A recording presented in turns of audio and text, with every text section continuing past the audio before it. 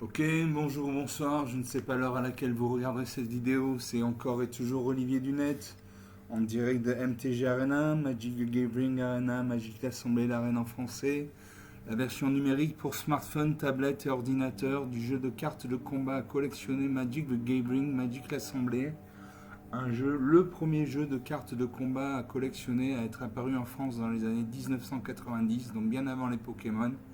Ils ont plus de 30 ans d'expérience, donc ils connaissent vraiment leur boulot. Et moi, je fais ces vidéos, je n'ai rien à gagner, je n'ai rien à vendre, aucun produit, aucun service. Je ne fais pas partie de la société Magic, je fais uniquement ces vidéos pour partager mon plaisir de jouer à ce jeu qui est vraiment, que je trouve merveilleux, personnellement. Voilà. Si c'est la première vidéo que vous voyez de moi, bienvenue, bienvenue sur ma chaîne. Ma chaîne c'est YouTube, plus loin Olivier Dunette, tout attaché. Vous pouvez regarder cette chaîne sur votre smartphone pour vous faire une idée de ce qu'est Magic. Mais si vous souhaitez connaître la suite, moi je vous propose, je vous invite même, vous êtes des grands garçons, des grandes filles, vous faites ce que vous voulez. Mais je vous invite à regarder les vidéos sur tablette ou ordinateur parce que sur smartphone, l'écran est trop petit, on ne voit rien. Et ça risque de vous écœurer alors que ce jeu mérite vraiment d'être redécouvert aujourd'hui. Voilà, vous pouvez toujours jouer en carte physique dans des clubs Magic. Il y a des clubs Magic dans toutes les grandes villes de France. L'inconvénient, c'est donc en carte physique, l'inconvénient c'est que vous allez devoir dépenser de l'argent pour acheter des decks et des boosters, c'est-à-dire des cartes. Donc vous allez devoir dépenser des sous. Sur MTG Arena, Magic the Gathering Arena, vous avez des astuces que je vous ai mis dans ma playlist. J'ai une playlist découverte de Magic the Gathering Arena que je vous invite à regarder. En premier, vous allez y apprendre comment jouer à Magic, comment installer Magic sur votre ordinateur si vous le souhaitez, comment gagner des dizaines et des dizaines et des dizaines de cartes gratuitement, etc. etc. Voilà. Donc, bienvenue sur ma chaîne, bienvenue sur cette vidéo. Aujourd'hui, j'ai une dizaine de decks.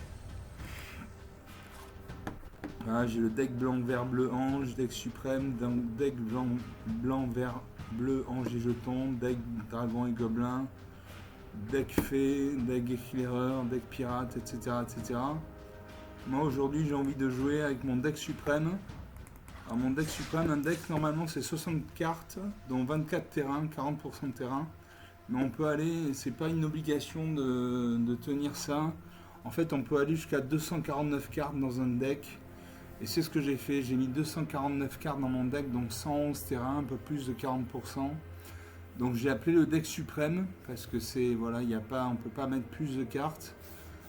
Pourquoi mettre autant de cartes? Parce que quand on joue un deck de 60 cartes classique, on a tendance toujours à jouer en premier telle créature, puis telle autre, etc. Il y a une espèce de routine. Avec ce deck, comme dans une partie on pioche entre 30 et 40 cartes au maximum, je suis sûr d'avoir une partie unique à chaque fois, puisque j'ai 249 cartes. Voilà. Voilà. Donc vous voyez, il y a des cartes blanches, des cartes bleues, des cartes vertes. J'ai 56 plaines, c'est-à-dire 56 mana rouges. Un terrain, ça peut être une plaine, une île, une forêt, une montagne, un marais. Ça correspond à de la mana, de la couleur d'énergie. Un terrain égale un point de mana, et il faut des points de mana pour invoquer les créatures. Donc les plaines, c'est de la mana blanche, les îles, c'est de la mana bleue, les forêts, c'est de la mana verte. Les marais c'est de la mana noire et les montagnes c'est de la mana rouge. Voilà, donc encore une fois, donc vous pouvez vous abonner à ma chaîne, comme ça vous recevrez des notifications à chaque fois que je posterai une nouvelle vidéo. Vous pouvez lâcher des likes et des pouces bleus sous les vidéos. Et si vous êtes, bon sur smartphone c'est un peu compliqué, mais si vous êtes sur tablette ou ordinateur, vous serez sympa de me laisser un petit commentaire sous la vidéo pour me dire si vous avez plu ou pas, si cette vidéo vous a plu ou pas, ce que vous avez aimé, ce que vous n'avez pas aimé, pourquoi, comment, une question que vous aimeriez aborder, etc. etc. Donc ça fait un moment que j'ai pas joué ce deck, j'ai pas envie de me prendre la tête, donc j'ai joué contre le bot de Magic. Le bot, on peut jouer en fait soit contre un humain, soit contre le bot de Magic. Le bot de Magic, il s'appelle Sparky, ça veut dire l'étincelant en français. C'est l'intelligence artificielle de Magic.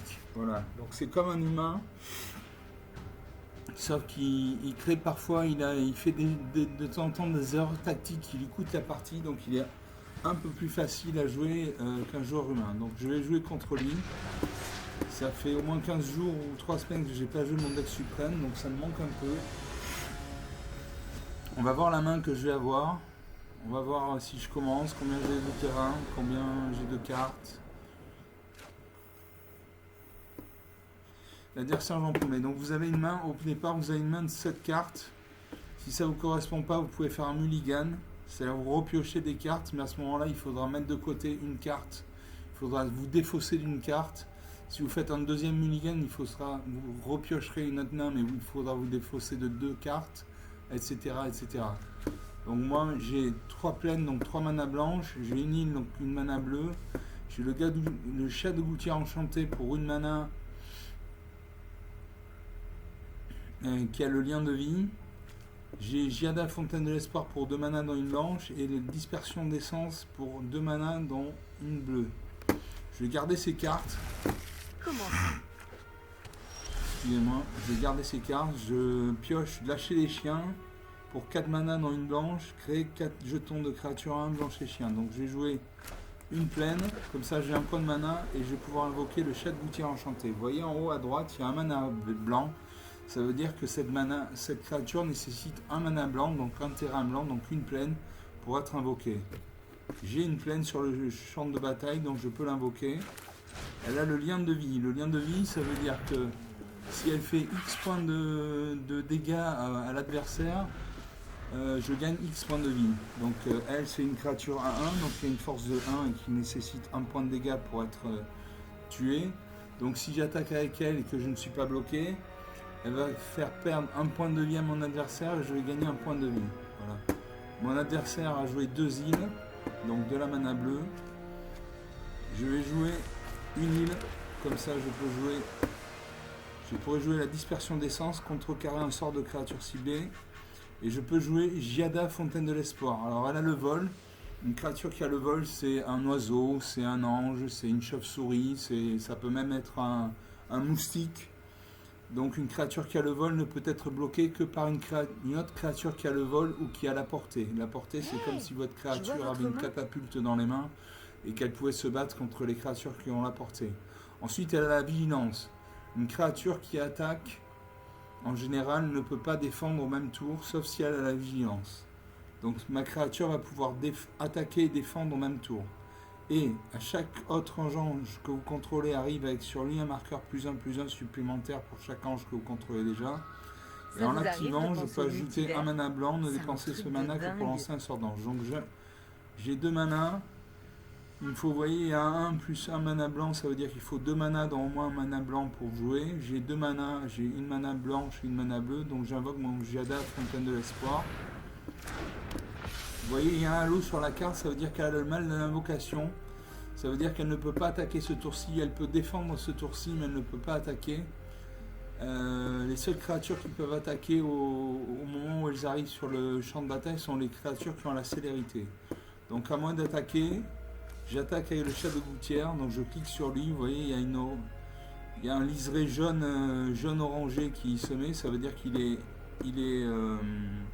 va attaquer. Je clique sur un attaquant. En face, il réfléchit. Il fait renvoyer une créature ciblée dans la main de son propriétaire. Il renvoie mes 2 créatures. Ça, c'est typique du bleu. Le bleu, c'est renvoyer ses créatures dans la main de propriétaire, etc., etc. Donc, il a posé une 3e île. Donc, il doit avoir un jeu monocouleur bleu. Et il a invoqué le garde de l'île d'Evos, vol 2/2. Donc, il a 2 points de force et 2 d'endurance. Donc, il fait 2 points de dégâts et qui nécessite 2 points de dégâts pour être détruite.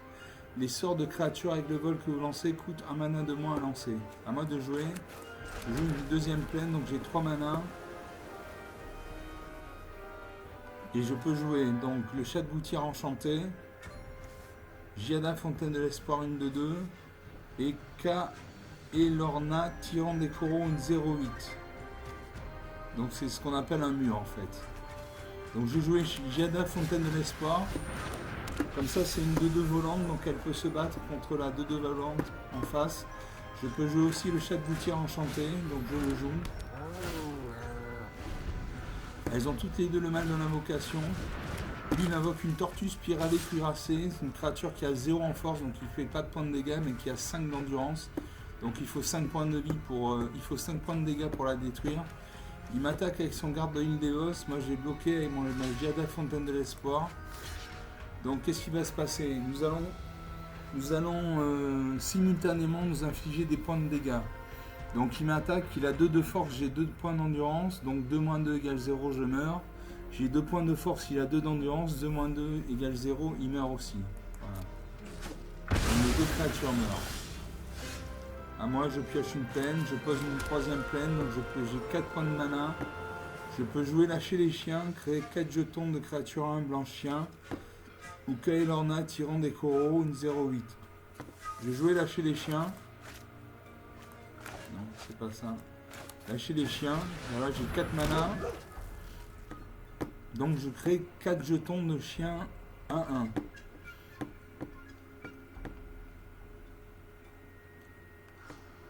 Là, c'est pas la peine que j'attaque parce qu'il a il a son mur 0,5. Allez, je vais attaquer, vous allez voir.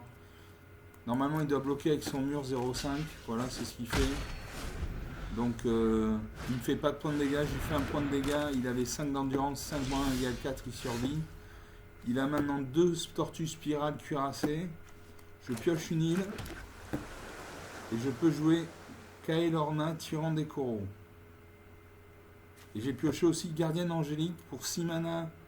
Donc 2 blanches, vous voyez un 4 plus 2 mana blanches, ça veut dire qu'il faut 6 mana, donc 2 blanches pour l'invoquer, une créature 5-5 vol. À chaque fois qu'au moins une autre créature que vous contrôlez attaque, elle acquiert l'indestructible jusqu'à la fin du tour.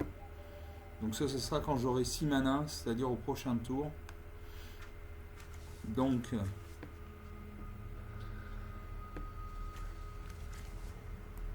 est-ce que je peux jouer le... Non, je peux pas jouer le dispersion d'essence.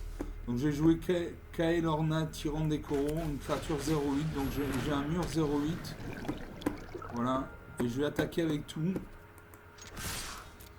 Donc il va bloquer avec ces 2 murs. Mais comme j'ai plus de créatures que ces murs, je lui affiche des points de dégâts, 17 points. Et j'ai 22. Alors il enchante une de ces tortues spiralées. Elle gagne plus 1 plus 1, donc elle devient une 1-6.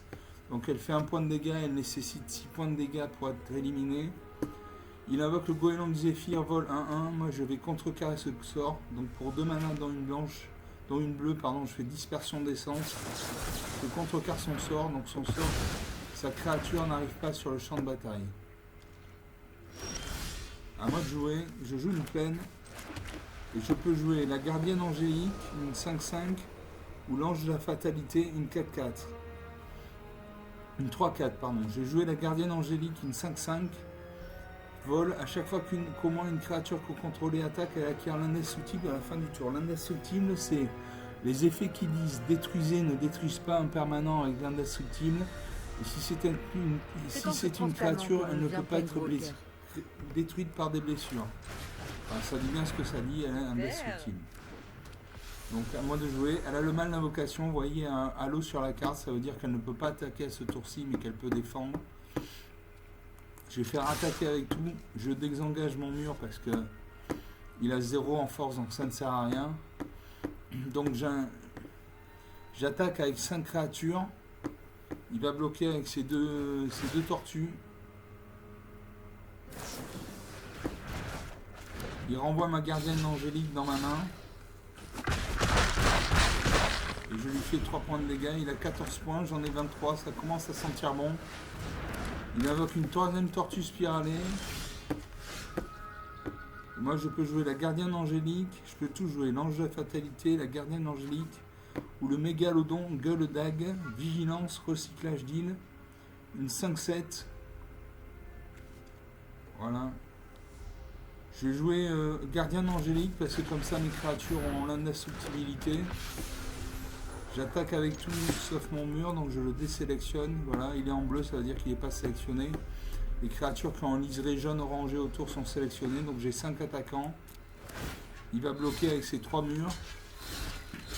Il me reste 2 créatures qui ne sont pas bloquées, donc je vais faire 2 points de dégâts. 12 à 24. Les cartes se creusent. Je Je peux réinvoquer un chat de gouttière enchanté. Je vais jouer Megalodon Goldag, une 5-7, donc qui inflige 5 points de dégâts, qui nécessite 7 points de dégâts pour être battu et qui a la vigilance. La vigilance, ça veut dire qu'une créature qui attaque, quand une créature attaque, normalement elle s'engage, donc elle ne peut pas bloquer au même tour.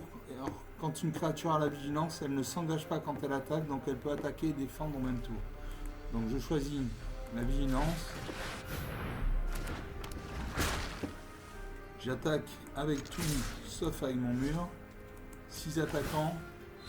Mes créatures deviennent indestructibles. Il bloque 3 créatures. Il lui a 5 points de vie à 24. Ça commence à sentir bon. Il attaque avec sa 1-6. Moi j'ai bloqué avec ma 0-8. Donc il me fait un point de dégâts. J'ai 8 points d'endurance. Donc c'est 8 moins 1 égale 7. Je reste en vie. Et je lui fais un point de dégâts. Je lui fais pas de point de dégâts. Donc il reste en vie aussi. À moi de jouer, je viens de piocher le Brontodonte déchaîné, c'est une très bonne carte, on en reparlera quand je pourrai l'invoquer. Donc je peux jouer le chat de gouttière, je peux jouer mes deux créatures. Donc je joue l'ange de la fatalité, une créature 3-4, donc qui inflige 3 points de dégâts et qui nécessite 4 points de dégâts pour être détruite. Elle a le vol.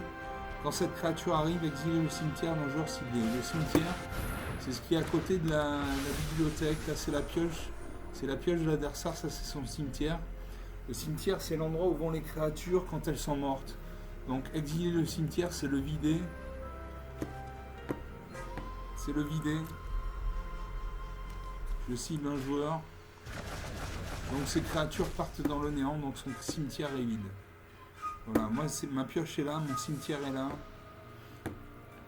Suivant, on passe au combat. Toujours pareil, j'attaque avec tout, sauf avec mon mur, et là normalement il meurt. Là il n'a pas assez de créatures pour bloquer. Voilà.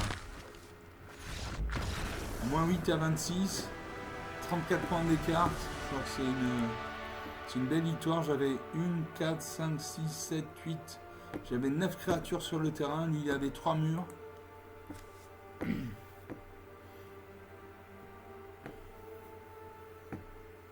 Je vais en rester là pour aujourd'hui. Je suis désolé, c'est une vidéo un peu courte, 17 minutes.